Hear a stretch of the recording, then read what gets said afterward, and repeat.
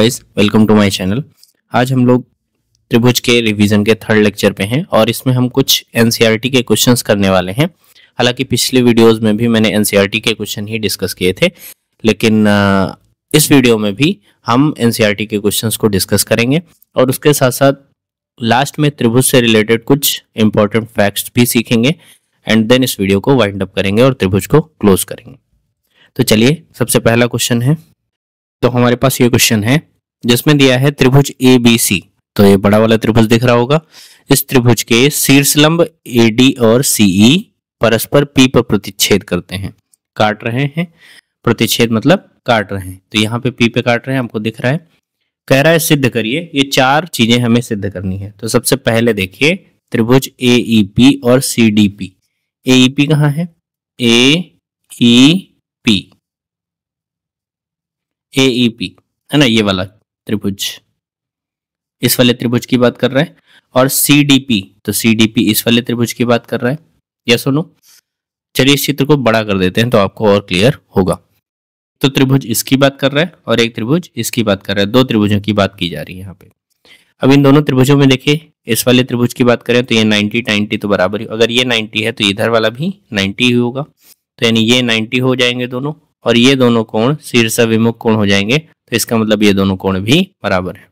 तो इन दोनों त्रिभुजों में देखा जाए तो सबसे पहला त्रिभुज है, इधर से लिखते हैं त्रिभुज AEP। और त्रिभुज कौन सा जो दिया है, जो सिद्ध करना है वहीं को ले लेते हैं। और कौन सा? और त्रिभुज CDP में, है ना, AEP और CDP में। तो क्या होगा? देखिए AEP का मान 90 है, AEP और CDP दोनों कितने हैं? 90 है, तो दोनों बराबर होंगे।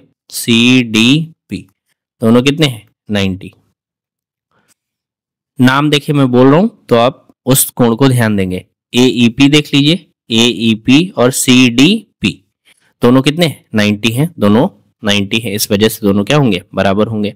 दूसरा देखिए CPD को, या AEP वाले में देखिए तो APE को देखिए, APE, और इधर देखिए CPD को। तो CPD को क्यों बराबर होंगे? क्योंकि शीर्षाभिमुख कोण है, शीर्षाभिमुख कोण है, इस वजह से बराबर होंगे। ठीक है। और जब त्रिभुज के दो कोण बराबर हो जाते हैं तो तीसरा तो ऑटोमेटिक बराबर हो ही जाता है। इसका मतलब है PAE कोण PAE बराबर हो जाएगा कोण PCD के, कोण PCD के। क्यों?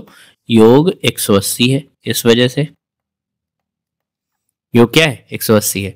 तो अब ये दोनों त्रिभुज क्या हो गए? समरूप हो गए। तो इसका मतलब है त्रिभुज AEP समरूप हो गया त्रिभुज CDP के। पहली बात तो सिद्ध हो गई, पहली बात सिद्ध हो गई। और उसके साथ साथ, इस सिद्ध होने के साथ साथ ये कोण इसके बराबर भी हमें पता चल गया। ये सुनो, ये वाला कोण यानी PCD और PAE बराबर होगा, ये बात भी हमें पता चल गई। तो अब देखिए दूसरा त्रिभुज लेते हैं ABD, दूसरी बात सिद्ध करते हैं। तो दूसरी बात क्या है? दूसरी बात है त्रिभुज ABD और कौन सा? और त्रिभुज CBE में।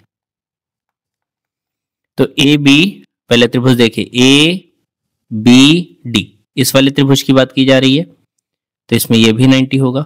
ABD इस बड़े वाले त्रिभुज की बात की जा रही है, यानी ABD नाम देख लीजिए, है ना। और CBE, तो CBE कहाँ है?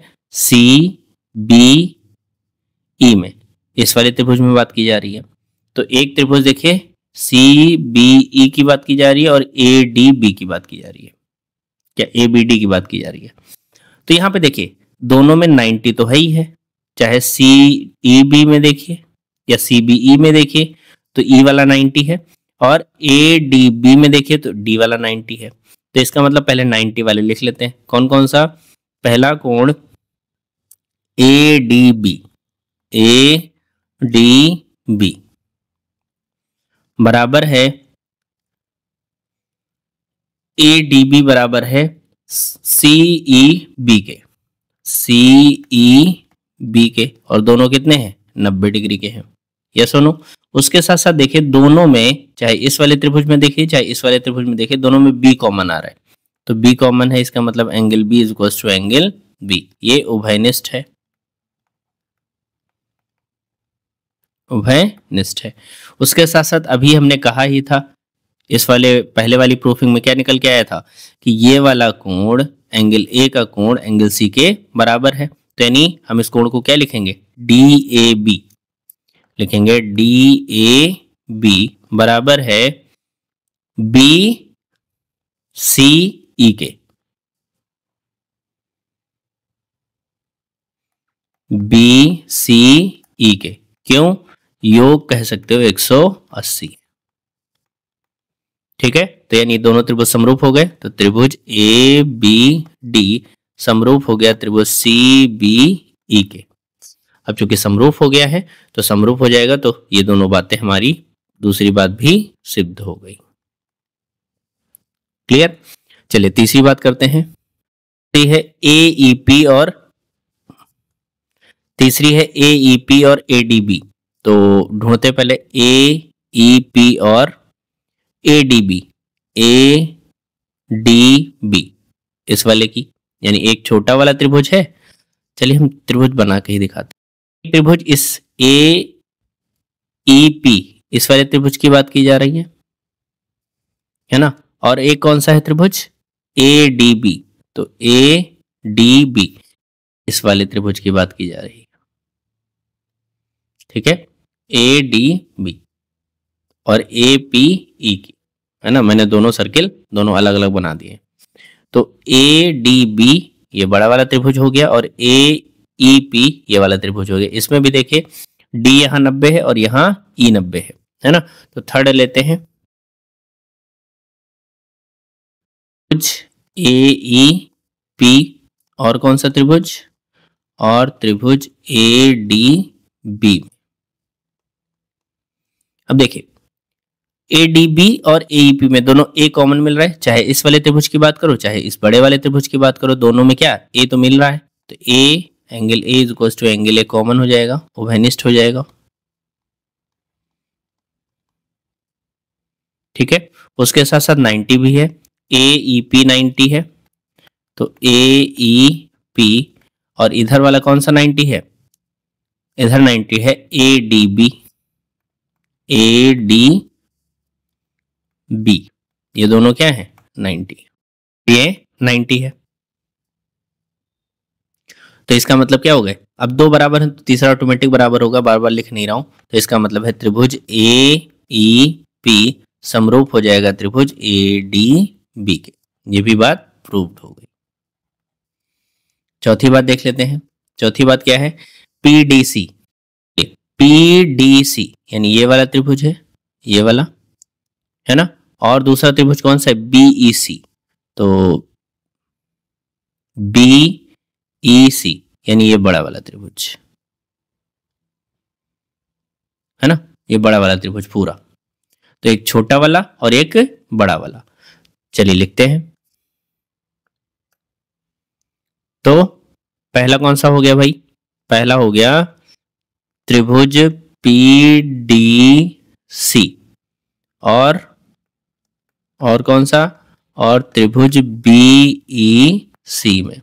अब देखिए C दोनों में आएगा, चाहे PDC की बात करो चाहे BEC की बात करो, तो C दोनों में आएगा, यानी C कॉमन हो गया, उभयनिष्ठ, ठीक है। उसके साथ साथ 90 वाला देख लीजिए, तो यहाँ पे 90 कौन सा है, ये वाला, यानी PDC 90 है, तो एंगल PDC बराबर हो जाएगा, इस बड़े वाले में कौन सा 90 है, BEC, BEC 90 है, दो बराबर हो गए, तीसरा ऑटोमेटिक बराबर होगा, तो हम कह सकते हैं त्रिभुज PDC समरूप होगा त्रिभुज BEC के, ठीक है, ये बात भी प्रूव हो गई, क्लियर। तो ये क्वेश्चन हो गया, चलिए दूसरे क्वेश्चन पे मूव करते हैं। तो हमारे पास एक क्वेश्चन है, समांतर चतुर्भुज ABCD। सबसे पहले समांतर चतुर्भुज बनाते हैं, इसका नाम रखते हैं A B C और ये D। तो आगे बढ़ते हैं, बढ़ाई गई भुजा AD, तो AD को आगे बढ़ाना है। ये हमने AD को आगे बढ़ा लिया। अब कह रहा है जो BE भुजा है, तो BE बनाते हैं। हमारे पास E पॉइंट मिल गया। तो ये जो BE भुजा है वो CD को किस पे, F पे काट रही है। ये पॉइंट क्या हो गया, F। ठीक है, अब देखिए हमने AD भुजा को आगे बढ़ाया कहां तक, E तक, तो हमने B से E को मिला दिया। वो भुजा BE भुजा CD को F पर काट रही है। क्लियर। तो हमसे कहा है त्रिभुज ABE। ABE कहाँ है भाई, ABE, ये बड़ा वाला त्रिभुज। ABE कौन सा, ये वाला त्रिभुज। ठीक है, और CFB यानी ये वाला त्रिभुज। ये दोनों त्रिभुज कह रहा है समरूप होंगे, ये आपको सिद्ध करना है। क्लियर है, इसमें ये बड़ा वाला और इसमें ये छोटा वाला। ठीक है, तो चलिए शुरू करते हैं। तो अब त्रिभुज तो जान गए, तो इनको हटा देते हैं। चलिए, अब समांतर चतुर्भुज की कंडीशंस क्या होती हैं। समांतर चतुर्भुज में आमने सामने की भुजाएं क्या होती हैं, बराबर होती हैं और समांतर भी होती हैं। तो चूंकि ABCD एक क्या है, एक समांतर चतुर्भुज है, समांतर चतुर्भुज है। तो समांतर चतुर्भुज होने की वजह से इसके आमने सामने की भुजाएं क्या होंगी, समान भी होंगी। यानी AB जो है वो DC के समान भी होगी, उसके साथ साथ AB जो है वो समांतर भी होगी DC के। ऐसे ही AD जो है वो BC के बराबर भी होगी और AD जो है वो BC के समांतर भी होगी, है ना। ये एंड का सिंबल होता है, और अगर लिखना है गणित में तो ऐसे लिखते हैं। ठीक है, और तो एंड का सिंबल है। क्लियर। तो इसका मतलब है कि ये रेखा इसके समांतर है, तो इसी को तो हमने आगे बढ़ाया है, तो इसका मतलब है ये भी इसके समांतर हो जाएगी। और जैसी ये वाली समांतर हुई तो ये कोण और ये कोण बराबर होगा, यस और नो। ठीक है ना, ये कोण इसके बराबर हो जाएगा। तो अब हम सीधा त्रिभुज ले लेते हैं। चूंकि क्या लिखोगे, चूंकि AD जो है वो समांतर है BC के, यस और नो। AD जो है वो BC के समांतर है, तो AD का ही तो आगे का रूप है DE, तो इस वजह से क्या हो जाएगा, DE भी समांतर हो जाएगी BC के, है ना। तो चूंकि समांतर हो चुकी है, तो अब हम त्रिभुज ले लेते हैं। कौन कौन सा जो हमें सिद्ध करना है, त्रिभुज ABE और कौन सा त्रिभुज, और त्रिभुज CFB में।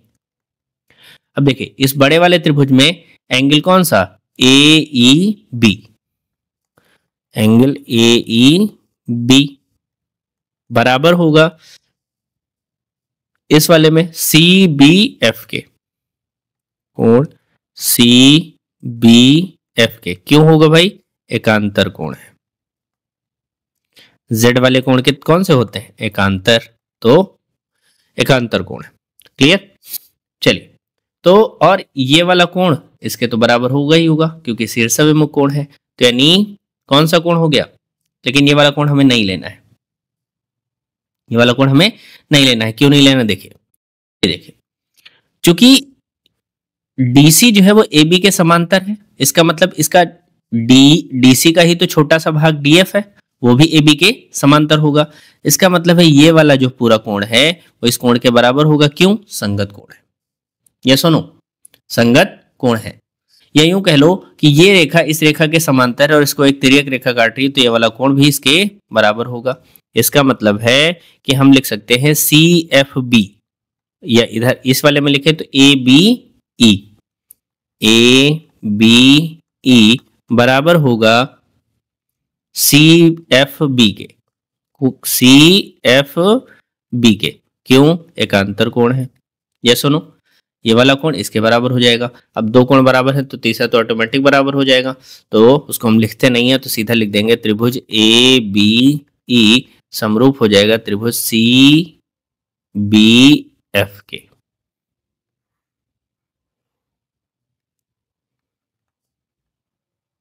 प्रूव्ड। ये बात क्यों है? ये बात इस वजह से है क्योंकि हमारा जो ए बी है वो डी सी के समांतर है। ए बी जो है वो डी सी के समांतर है। तो जब ए बी जरा देखिए, ए बी जो है वो डी सी के समांतर है, तो ए बी और डी सी समांतर होने की वजह से आपको एक तिर्यक रेखा बी एफ काट रही है। तो बी एफ जो है ये वाला कोण और ये वाला कोण, यानी ये वाला कोण और ये वाला कोण बराबर होगा। क्यों? क्योंकि देखिए उल्टा जेड बन रहा है, उल्टा जेड बन रहा है तो ये वाले दोनों कोण क्या होंगे? बराबर होंगे। ठीक है, तो आई होप ये बात आपको समझ में आई होगी। चलिए बढ़ते हैं नेक्स्ट क्वेश्चन की तरफ। देखिए ये हमारे पास एक क्वेश्चन है, त्रिभुज एबीसी और एएमपी दो समकोण त्रिभुज है। तो एबीसी ये वाला, बीसी ये वाला और एएमपी है ना। तो एएमपी और एबीसी ये दोनों त्रिभुज की बात की जा रही है ना। तो आई होप त्रिभुज कौन से लेने हैं ये आपको समझ में आ गए होंगे। चलिए इनको हटा देते हैं। कहा है दो जिसमें बी और एम दोनों समकोण है, दिख भी रहा है। हमें सिद्ध करना है त्रिभुज एबीसी और एएमपी दोनों क्या हैं? समकोण, दोनों समरूप हैं। तो सीधा सीधा दिख रहा है समरूप होंगे। क्यों होंगे? देखिए त्रिभुज एबीसी और त्रिभुज एएमपी में आप देखिए ए दोनों में पड़ रहा है। तो ए दोनों में है मतलब उभयनिष्ठ। ठीक है, उभयनिष्ठ है। उसके साथ साथ दो समकोण हैं। एएमपी में एम समकोण है और एबीसी में बी समकोण है। तो यानी एबीसी और इसमें एएमपी दोनों क्या है? 90 डिग्री है। तो 90 डिग्री है तो इस वजह से दोनों ये दो कोण तो बराबर ही हो गए। तो इसका मतलब है तीसरा ऑटोमेटिक बराबर होगा। दिस मीन्स त्रिभुज एबीसी समरूप हो जाएगा त्रिभुज एएमपी के, और समरूप हो जाएगा। ये बात हमने पहली वाली सिद्ध कर ली। अब दूसरी देखिए, अगर ये समरूप है तो इनकी संगत भुजाओं का अनुपात क्या रहेगा? बराबर रहेगा। तो एबीसी की भुजा देखते हैं। किसकी भुजा? एबीसी की। तो एबीसी की भुजा कौन सी? सीए लेते हैं, 90 डिग्री के सामने वाली भुजा। देखिए क्योंकि हमें एलएचएस में सीए चाहिए, तो अगर त्रिभुज की सीए भुजा लेते हैं तो इस एएमपी वाले की कौन सी भुजा लेंगे? एपी। कौन सी लेंगे? एपी या पीए, है ना, इज इक्वल्स टू। अब यहाँ पे देखिए इसको बीसी लिया गया है, तो बीसी कौन सी है? बीसी 90 डिग्री के लंब वाली है, तो यानी बीसी हो जाएगी और डिवाइड बाई यहाँ क्या हो जाएगा? एमपी। क्या हो जाएगा? एमपी। आप चाहो तो इससे भी देख सकते हो। देखिए जब आपने सीए लिया है तो यहाँ पे आपको पीए लेना पड़ेगा, या सुनो सीए बटे पीए। और जब आपने बीसी लिया है तब आपको एमपी लेना पड़ेगा। यहां से भी आपको दिख सकता है कि आप इस जो सिद्ध करना है उसको ध्यान में रखते हुए आप यहां से इसका मैचिंग करा सकते हो इस दिए गए त्रिभुज से, है ना। तो ये समरूपता से हो जाएगा और ये भी हमें प्रूव देखने को मिला। क्यों? क्योंकि दो जब त्रिभुज की भुजाएं, त्रिभुज समरूप होते हैं तो उनकी संगत भुजाओं का अनुपात क्या रहता है? बराबर रहता है। तो ये तो बहुत आसान क्वेश्चन था। चलिए बढ़ते हैं नेक्स्ट क्वेश्चन की तरफ। ये क्वेश्चन है हमारे पास, सी डी जी एच क्रमशः ए सी बी और ई जी एफ कोण दिए हैं कि ऐसे समद्विभाजक हैं कि बिंदु डी और एच क्रमशः ए बी सी और एफ ई जी की भुजाओं ए बी और एफ ई पर स्थित हैं। तो आपको बताना है, दिया है समरूप है अगर ये त्रिभुज, तो ये चीजें हमें सिद्ध करनी है। तो सबसे पहले दो त्रिभुज बनाते हैं। त्रिभुज है A B C, A B C, और दूसरा त्रिभुज है एफ ई जी। त्रिभुज है एफ ई जी। इसी ऑर्डर में बनाइएगा क्योंकि समरूप दिया हुआ है ना। तो ए एफ के बराबर होगा, बी ई के बराबर होगा और सी जी के बराबर होगा। यस और नो? ठीक है। अब हमसे कहा है सी डी और जी एच। सी डी किसका समद्विभाजक है? ए सी बी का। तो ए सी बी का समद्विभाजक क्या है? सी डी है। तो ए सी बी का समद्विभाजक सी डी और एफ जी एच का समद्विभाजक जी एच, ये दोनों दे रखे हैं। ई जी एफ का समद्विभाजक जी एच है। कह रहा है इन भुजाओं पर स्थित है। ठीक है, तो हमें क्या सिद्ध करना है? सबसे पहले सी डी बटे जी एच, सी डी बटे G H is equals to A C बटे एफ जी, ए सी बटे एफ जी। तो सबसे पहले अगर ये दोनों त्रिभुज बराबर दे रखे हैं, दोनों त्रिभुज समरूप दे रखे हैं, तो हमें क्या लिखना है, चूंकि हमें दे रखा है त्रिभुज ए बी सी समरूप है त्रिभुज एफ ई जी के, तो समरूप है तो इसका मतलब इनके संगत कोण बराबर होंगे। Angle A is equals to angle F होगा, angle B is equals to angle E होगा, और angle C is equals to angle H होगा।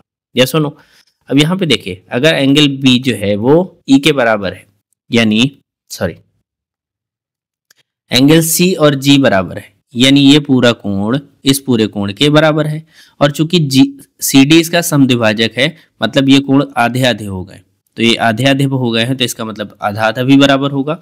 यानी चूंकि क्या दिया है, angle C is equals to angle G है, तो हम अगर दोनों बाई 2 कर दें तो बाई 2 का मतलब आधा हो गया, और आधे का नाम हम क्या लिखेंगे, ए सी डी। इधर लिखेंगे ए सी डी, और इधर क्या लिखेंगे, F G H, F G H, ये भी बराबर होंगे। या सुनो, ठीक है, ये दोनों भी बराबर होंगे। अब त्रिभुज ले लिया जाए, कौन कौन सा त्रिभुज, ए सी डी, क्योंकि इसी त्रिभुज में बात करनी है, और इधर एफ जी एच में बात करनी है। तो त्रिभुज ए सी डी में ए सी डी और कौन सा एफ जी एच, ठीक है, एफ जी एच में। तो हमें पक्का पता है कि एंगल ए जो है वो एंगल एफ के बराबर होगा। क्यों, क्योंकि यहां हमने सिद्ध कर लिया था, चूंकि समरूप थे तो बराबर तो होंगे ही होंगे, है ना, ये हमें दिया है, समरूप होने की वजह से दिया है। दूसरा हमने क्या दिया है, A C D, A C D, A C D is equals to F G H, F G H. क्यों दिया है, क्योंकि हमने निकाला मतलब दिया है ना। एफ जी एच दो बराबर हो गए, तो मतलब दोनों त्रिभुज क्या हो गए, समरूप हो गए। ए सी डी समरूप हो गया एफ जी एच के, एफ जी एच के। तो जब समरूप हो गया, तो समरूप होने से हम क्या लिख सकते हैं, इनकी संगत भुजाओं का अनुपात बराबर रहेगा। तो देखिए, इसकी अगर ये वाली भुजा ले रहे हो सी डी, तो समरूपता से लिखोगे इसकी भुजा कौन सी, सी डी, तो सी डी की संगत भुजा जी एच, जी एच बराबर इसकी कौन सी भुजा ले रहे हैं, ए सी, तो ए सी अगर लोगे तो इधर क्या लेना पड़ेगा, एफ जी, ए सी बटे एफ जी। ये हमें पहला ऑप्शन था, सिद्ध हो गया। ठीक है, अब दूसरा ऑप्शन क्या कहा है, यही बात देखिए जो हमने अभी यहाँ समरूपता सिद्ध करी है, A C D is equal to F G H, यही थर्ड ऑप्शन भी है, बस उल्टा लिखा हुआ है, डी सी ए लिखा हुआ है और इधर एच जी एफ लिखा हुआ है। तो तीसरी बात भी यहाँ पे सिद्ध हो चुकी है ना। इसको उल्टा मत समझिए, बिल्कुल वैसे ही लिखा हुआ है, उल्टा कर देंगे तो आ जाएगा उल्टा ही। दूसरा लिखा है डी सी बी, अब कहा है डी सी बी, और यहां लिखा है एच जी ई, है ना, एच जी ई, ये वाला सिद्ध करना है, मतलब ये नीचे वाला इसके बराबर सिद्ध करना है, समरूप सिद्ध करना है। तो जैसे ऊपर किया है वैसे नीचे का भी कर देंगे। कौन कौन सा त्रिभुज ले लेंगे, त्रिभुज ले लेंगे त्रिभुज डी सी बी, और कौन सा, और त्रिभुज एच जी ई में, एच जी ई में। सबसे पहला क्या कि भाई बी दोनों में बी और ई बराबर होंगे, तो बी और ई बराबर होंगे, क्यों, दिया है। ठीक है, उसके साथ साथ डी सी बी, चूंकि ऊपर वाला आधा बराबर था तो नीचे वाला भी आधा तो बराबर होगा, तो यानी D C B, D C B बराबर होगा एच जी ई के, ये भी हमें दिया है। तो दो बराबर हो गए, तो तीसरा ऑटोमेटिक बराबर होगा, तो यानी हम समरूप लिख सकते हैं, डी सी बी समरूप होगा एच जी ई के। ये बात क्लियर हो गई, ठीक है। तो आई होप ये क्वेश्चन आपको समझ में आया होगा। चलिए बढ़ते हैं नेक्स्ट क्वेश्चन की तरफ। आई होप ये क्वेश्चन आपको समझ में आया होगा। चलिए अब कुछ कॉन्सेप्ट सीख लेते हैं त्रिभुज से रिलेटेड। जैसे सबसे पहला क्या है, मध्यिका क्या होती है। तो कोई भी जब त्रिभुज बनाओगे, मध्यिका क्या होती है, तो त्रिभुज के किसी भी शीर्ष से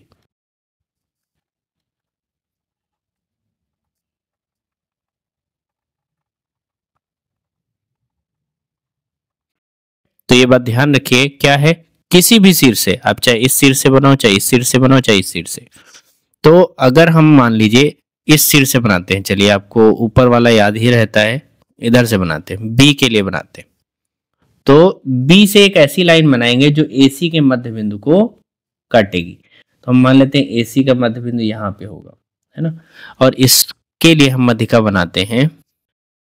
यहाँ पे AD जो है वो DC के बराबर होगा। क्यों? क्योंकि D जो है वो मध्य बिंदु है। D क्या है? मध्य बिंदु है। D मध्य बिंदु है। तो जो BD है ये क्या कहलाएगी? ये मध्यिका कहलाएगी। ये क्या कहलाएगी? मध्यिका। क्यों? क्योंकि अभी हमने परिभाषा में लिखा है कि किसी भी सिर से सामने वाली भुजा के मध्य बिंदु को मिलाने वाली रेखा क्या कहलाती है? मध्यिका कहलाती है। तो किसी भी त्रिभुज में मध्यिकाएं कितनी हो सकती हैं? 3, क्योंकि 3 शीर्ष हैं। तो यहां से एक बना सकते हैं, यहां से एक बना सकते हैं, और एक A से बना सकते हैं, एक B से बना सकते हैं, और एक C से बना सकते हैं। तो किसी भी त्रिभुज में जो मध्यिकाएं बनेंगी वो मध्यिकाएं 3 होंगी। बात समझ में आ गई? क्लियर? तो ये बात आपको ध्यान रहना चाहिए। क्लियर? लेकिन आपको क्या होता है, कंफ्यूजन क्या होता है? कंफ्यूजन ये होता है कि जो मध्यिका है इस कोण को भी आधा आधा करेगी। नहीं, कभी नहीं, ऐसा मान के मत चलिएगा। केवल ऐसा समबाहु त्रिभुज में होता है, बाकी किसी में भी नहीं होता। समबाहु त्रिभुज में कोण बराबर आ जाते हैं, लेकिन बाकी में मध्यिका के लिए कोई कंडीशन नहीं है कि जब मध्यिका बनाएंगे तो ये कोण भी आधा आधा होगा। यहाँ पे आपको दिख भी रहा होगा कि ये वाला कोण कुछ ज्यादा दिख रहा है और ये वाला कोण कुछ कम दिख रहा है। इसका मतलब है ये ज्यादा होगा और ये क्या होगा? कम होगा। तो आपको ध्यान रखना है कि इसमें कोण का आधा नहीं होता, सामने वाली भुजा का आधा होता है। ठीक है, तो मध्यिका हो गई। अब देखिए, लिखते हैं कोण समद्विभाजक। तो कोण समद्विभाजक क्या होता है? कोण को 2 बराबर भागों में बांटने वाली रेखा क्या कहलाती है? कोण समद्विभाजक कहलाती है। अब ये जो कोण समद्विभाजक है, ध्यान रखना हमेशा कि ये जो कोण समद्विभाजक है ये कोण को आधा आधा करती है। यहाँ पे देखिए दोनों कोण बराबर है, ये दोनों कोण क्या है? बराबर है। लेकिन ये कोण समद्विभाजक कभी भी भुजा को आधा आधा नहीं करेगी। आपको दिख रहा होगा ये वाली भुजा कम है और ये वाली भुजा ज्यादा है। तो कोण समद्विभाजक भुजा को आधा नहीं करता, केवल कोण को आधा करता है। ये कोई भी कंडीशन नहीं है कि भुजा को कोण को आधा कर रही है तो भुजा को भी आधा करेगी। ये बात ध्यान रखेंगे। यानी कोण समद्विभाजक जो है वो कोण को आधा करेगा, भुजा को आधा नहीं करेगा। भुजा को आधा केवल और केवल समबाहु त्रिभुज में करता है। आगे उसकी बात करेंगे। ठीक है, तीसरा है लंबार्धक या शीर्ष लंबार्धक। बात करते हैं, चलिए। तो देखिए शीर्ष लंब क्या होता है? त्रिभुज के शीर्ष से सामने वाली भुजा पर डाला गया लंब, वो शीर्ष लंब कहलाता है। यानी यहाँ पे देखिए, किसी भी शीर्ष से आप सामने वाली भुजा पे जो लंब डालोगे तो वो लंब ही शीर्ष लंब कहलाएगा।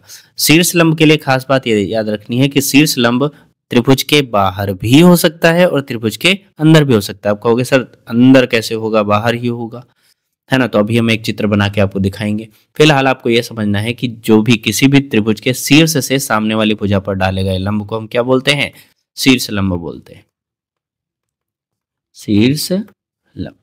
अब इस त्रिभुज में शीर्ष लंब तो अंदर ही दिख रहा है, लेकिन एक ऐसा त्रिभुज देखिए, त्रिभुज ये ABC दिख रहा है। अब इस ABC में हम चाह रहे हैं B से लंब डालेंगे तो बीच में ही आ जाएगा। C से डालेंगे, C से डालेंगे। B से लंब हम नहीं डाल रहे हैं, बाकी C से डालते हैं और A से डालते हैं। तो A से डालिए, देखिए लंब कहाँ जाएगा। अब हम इन भुजाओं को थोड़ा सा आगे बढ़ा लिए हैं। क्यों बढ़ाए हैं अभी आपको पता चलेगा। अगर हम A से लंब डालना चाह रहे हैं तो अब ये आपको दिख रहा है, इसके इस त्रिभुज के अंदर कहीं भी बनाएंगे तो वो लंब तो होगा नहीं। तो इसका मतलब है जो A से लंब पड़ेगा कुछ ऐसा लंब होगा यहाँ पे 90 डिग्री, और C से जब लंब डालेंगे तो कुछ ऐसा लंब आएगा, यहाँ देखिए 90 डिग्री। तो यहाँ पे देखिए जो शीर्ष लंब है इस त्रिभुज के बाहर है, अंदर आप बनाएंगे बनेगा ही नहीं। यहाँ भी A से भी बनाएंगे तो भी ये बाहर है इस त्रिभुज के। तो शीर्ष लंब जो होगा वो अधिक कोण, ये कैसा त्रिभुज है? अधिक कोण त्रिभुज है, और अधिक कोण त्रिभुज में शीर्ष लंब हमेशा बाहर बनता है। ठीक है ना? तो ये बात आपको ध्यान रखनी है कि जो शीर्ष लंब है वो अधिक कोण त्रिभुज के लिए त्रिभुज से बाहर भी बन सकता है। या ऐसे याद रखिए कि त्रिभुज का जो शीर्ष लंब होता है वो जरूरी नहीं कि अंदर ही बनेगा। बाकी हमेशा, बाकी आप चाहे मध्यिका बनाओ, चाहे आप कोण समद्विभाजक बनाओ, वो सारे अंदर ही बनेंगे, बाहर नहीं बनेंगे। लेकिन जो शीर्षलंब है वो हमेशा बाहर भी बन सकता है और अंदर भी बन सकता है। ठीक है, अब एक समबाहु त्रिभुज का एक केस देख लेते हैं जिसमें तीनों चीजें एक ही जगह पे आ जाती हैं, उसका केस देख लेते हैं। समबाहु त्रिभुज है, चलिए इसके लिए सबसे पहले मध्यिका बनाते हैं। ये इसकी मध्यिका हो गई। अब ये मध्यिका आप देखो, आप एक काम करना, एक त्रिभुज बनाना समबाहु त्रिभुज का प्रकार और पेंसिल की सहायता से, और उसके बाद उस त्रिभुज में मध्यिका बना के देखना। मध्यिका कैसे बनती है, सामने वाली भुजा का मध्य बिंदु ले लीजिए, उसको शीर्ष से मिला दीजिए। ठीक है, मध्यिका आपको मिल जाएगी। अब जब मध्यिका मिल जाएगी तो उसके बाद आप उसका कोण समद्विभाजक बनाइए। तो कोण समद्विभाजक भी बनाएंगे, उसको भी बना के देख लीजिए। उसके बाद उसका शीर्षलंब भी बना के देख लीजिए। तो वो आप पाएंगे कि तीनों रेखाएं एक ही आ रही, तीनों रेखाएं बिल्कुल एक ही आ रही हैं। क्यों? क्योंकि समबाहु त्रिभुज में सारी भुजाएं बराबर होने की वजह से जो समद्विभाजक बनाया जाता है, मध्यिका या कह लीजिए मध्यिका जो बनाई जाती है, वो मध्यिका सामने वाली भुजा को तो समद्विभाजित करती ही है, उसके साथ साथ कोण को भी समद्विभाजित करती है। और कोण को समद्विभाजित करने के साथ साथ ये सामने वाली भुजा पर लंब भी होती है। तो तीनों कंडीशन देखिए आ गई। सामने वाली भुजा को समद्विभाजित किया तो मतलब मध्यिका भी है, कोण को समद्विभाजित किया मतलब ये कोण समद्विभाजक भी है, और सामने वाली भुजा पर 90 डिग्री है तो इसका मतलब ये शीर्षलंब भी है। तो समबाहु त्रिभुज में जो आपका मध्यिका होती है, जो शीर्षलंब होता है, और या शीर्षलंब होता है या कोण समद्विभाजक होता है, तीनों एक ही होते हैं, अलग अलग नहीं होते। लेकिन ये सिर्फ किस में होता है, ये होता है सिर्फ समबाहु त्रिभुज में, बाकी किसी त्रिभुज में नहीं मिलेगा आपको। ठीक है, तो समबाहु त्रिभुज एक ऐसा केस है जिसमें मध्यिका, शीर्षलंब और कोण समद्विभाजक तीनों एक ही रेखा पर होते हैं, या तीनों एक ही रेखाएं होती हैं, अलग नहीं होती, बाकी सारे त्रिभुजों में अलग होती है। ठीक है, तो ये बात आपको ध्यान रहनी चाहिए। ये कुछ इंपॉर्टेंट फैक्ट थे जो आपको जानने जरूरी थे। तो इस वीडियो में इतना ही, मिलते हैं नेक्स्ट वीडियो में, तब तक के लिए नमस्कार।